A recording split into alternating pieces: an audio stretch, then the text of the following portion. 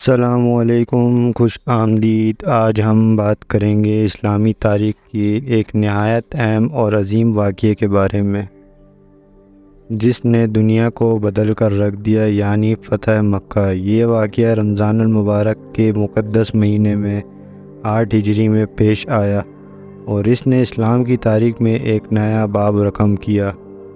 آج کی اس ویڈیو میں ہم اس تاریخی لمحے کے پس منظر، مکہ کی جانب سفر، داخلے کی حکمت عملی اور اس کے دور رس نتائج پر تفصیل سے بات کریں گے۔ تو چلیے شروع کرتے ہیں اور جانتے ہیں کہ کیسے نبی کریم صلی اللہ علیہ وآلہ وسلم نے اپنے عظیم اخلاق اور دانش مندی سے مکہ کو فتح کیا۔ اسلامی تاریخ کا ایک انتہائی فتح مکہ 8 ہجری 630 اہم واقعات ہے جو رمضان المبارک کے مہینے میں پیش آیا۔ اس واقعے کی تفصیلات کچھ یوں ہیں۔ پس منظر: یہ واقعہ اس وقت پیش آیا جب قریش نے صلح حدیبیہ کی خلاف ورزی کرتے ہوئے مسلمانوں کے خلاف قبیلے پر حملہ کیا۔ اس معاہدے کی خلاف ورزی کے نتیجے میں حضور پاک صلی اللہ علیہ وآلہ وسلم نے مکہ کی جانب پیش قدمی کا فیصلہ کیا۔ مکہ کی جانب سفر: نبی کریم صلی اللہ علیہ وآلہ وسلم نے 1000 مسلمانوں کے لشکر کے ساتھ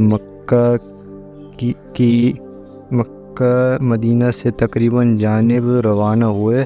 یہ سفر بڑی رازداری کے ساتھ کیا گیا تاکہ کسی مزاحمت کا سامنا نہ کرنا پڑے۔ مکہ میں داخلہ: مسلم فوج نے مکہ میں بغیر کسی بڑی مزاحمت کے داخل ہو گئی۔ حضور پاک صلی اللہ علیہ وآلہ وسلم نے عام معافی کا اعلان کیا اور زیادہ تر مکینوں نے اسلام قبول کر لیا۔ کعبہ کو بتوں سے پاک کیا گیا اور اس کی چھت سے اذان دی گئی۔ فتح مکہ نے مکہ میں بت پرستی کا خاتمہ کر دیا اور جزیرہ نما عرب میں اسلام کو مضبوطی سے قائم کیا۔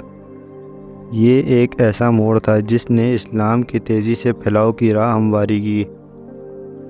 معافی اور رحم دلی: حضور پاک صلی اللہ علیہ وآلہ وسلم نے اپنے سابق دشمنوں کے ساتھ غیر معمولی معافی اور رحم کا مظاہرہ کیا جو ایک طاقتور مثال بنی۔ فتح مکہ نے جزیرہ نما عرب میں مسلمانوں کی طاقت کو مستحکم کیا اور اسلامی ریاست کی مزید توسیع کی راہ ہموار کی۔ فتح مکہ کو اس کی حکمت عملی، پرامن فتح اور اسلام کے پھیلاؤ پر اس کے گہرے اثرات کی وجہ سے یاد کیا جاتا ہے۔